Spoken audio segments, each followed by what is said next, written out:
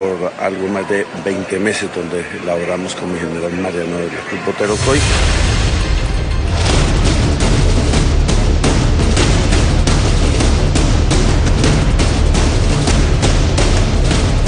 Bogotá quiere saber cómo funciona el servicio del SITP tras la crisis por la suspensión durante un día del contrato de uno de los operadores. Veamos primero cómo avanza hoy la jornada en el sur de Bogotá con el regreso de los buses a las calles. Efraín Arce. Bueno, Diana, le cuento, en este momento la saludamos desde el sector de Lucero Alto, el barrio es Vista Hermosa. Nosotros llevamos acá unos 7 minutos y podemos ser testigos que podemos afirmar que han pasado por lo menos unos 20, 25 buses, tanto alimentadores como buses del SITP y buses tradicionales en ambos sentidos. Pedro Bolívar es una de las personas que ayer sufrió bastante con el transporte, tuvo que irse caminando. ¿Cómo le fue hoy, Pedro? ¿Cómo ve usted el transporte hoy? Ya ha mejorado bastante, sí, pues no mucho como se veía anteriormente, pero sí ha mejorado bastante. Y los buses alimentadores pues, con frecuencia están pasando, ¿no? Sí, señor, normalmente. Parece que estuviera normalizando la cuestión del transporte. ¿Podemos decir entonces que no hay mayores inconvenientes en el transporte en este sector de Bogotá? Falta un poco más, falta un poquito más, para que se normalice como antes. Ok, pero lo importante es que usted hoy, no, como están las cosas, no se va a tener que ir caminando, va a tener normalidad en su viaje.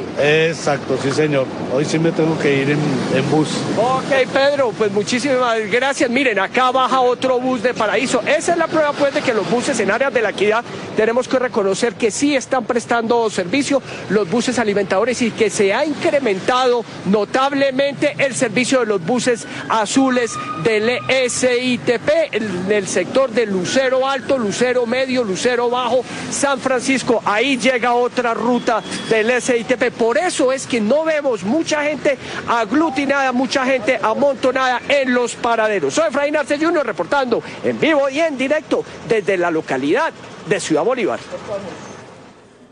Efraín, gracias. Y hagamos un balance de lo que sucedió. Por la suspensión temporal de la operación del concesionario Suma, el día de ayer dejaron de operar 25 rutas que tienen a su cargo 408 buses. Como plan de contingencia, Transmilenio cubrió estas rutas con 120 buses de otras empresas como Masivo Capital, Transit, Mibus y G-Móvil. A pesar de esto, se vieron afectadas 175.000 personas que viven en la localidad de Ciudad Bolívar. Son en total 7 las empresas que están a cargo de toda la ciudad. Recordemos cómo funcionan. Nacieron con el objetivo de conectar con las grandes troncales y el futuro con el metro, en un futuro con el metro y con los cables.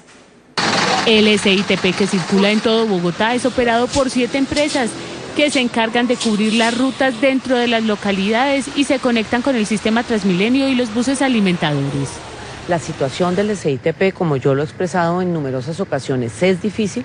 Nosotros ya tenemos unas medidas puestas sobre la mesa para apoyar a los concesionarios y nosotros seguimos adelante y esperamos con el concurso de los concesionarios que quieran seguir trabajando.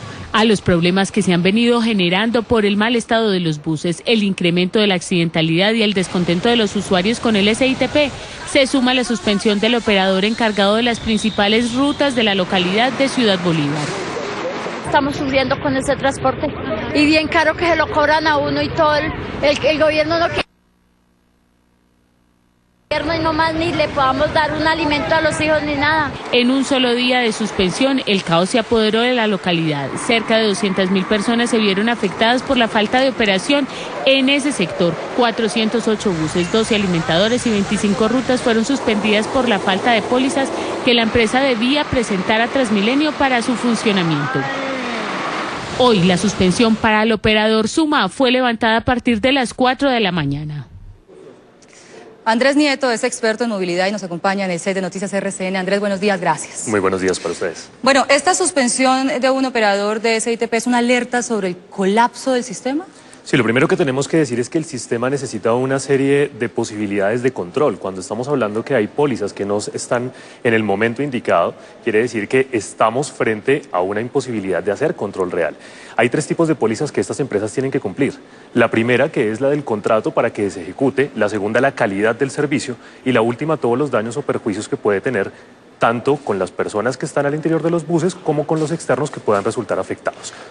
Un punto particular, sí. Una empresa que permite hacer todo esto son las de veedurías, las de control y por supuesto las de todos los que les hacen este seguimiento. Estos contratos valen más de 1.000 millones de pesos y se encargan de cada una de estas empresas. La pregunta es, ¿qué pasó? ¿Qué pasó con esa inversión y por qué estamos en este punto? No, pero es que es claro, porque es que un contratista no tenga para pagar pólizas habla de finanzas en rojo. ¿Qué ocurre si esas empresas van a la quiebra?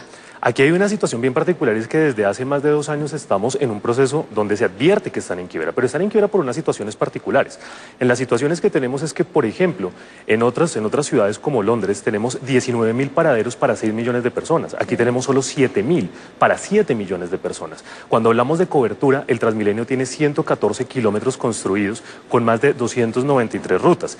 El SITP cubre 1.200 kilómetros y las rutas son prácticamente las mismas, cuando el SITP debería cubrir todos los espacios que no cubre el Transmilenio. Aquí entonces tenemos que hablar es que el sistema debe integrarse. No es que el SITP por un lado, el Transmilenio por otro y el futuro metro por otro.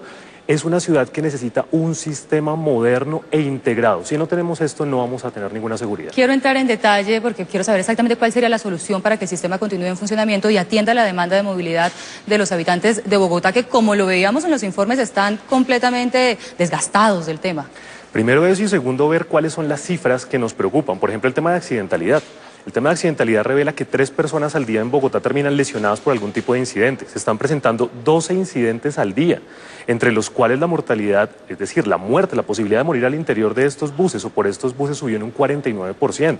Y esto se da porque el sistema no se ha pensado de la mejor forma. El sistema no tiene una posibilidad de funcionar autónomamente y de forma que pueda cumplir con los requisitos de la comunidad y de la ciudadanía. Tenemos puntos donde ni siquiera llega el SITP, los alimentadores o el Transmilenio.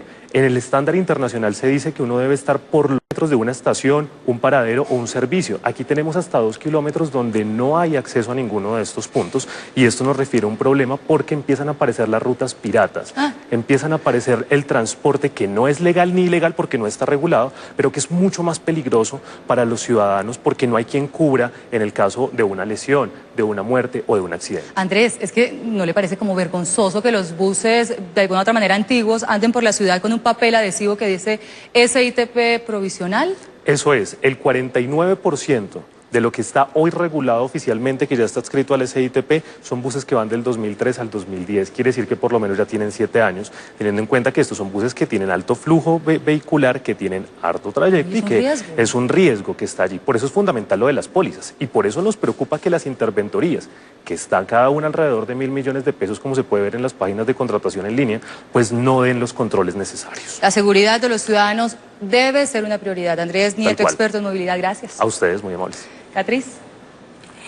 En Noticias RCN estamos con la comunidad en esta emisión. Más adelante veremos en el barrio Campio Valdés, en el oriente de Medellín, más de 50 viviendas están en riesgo por el posible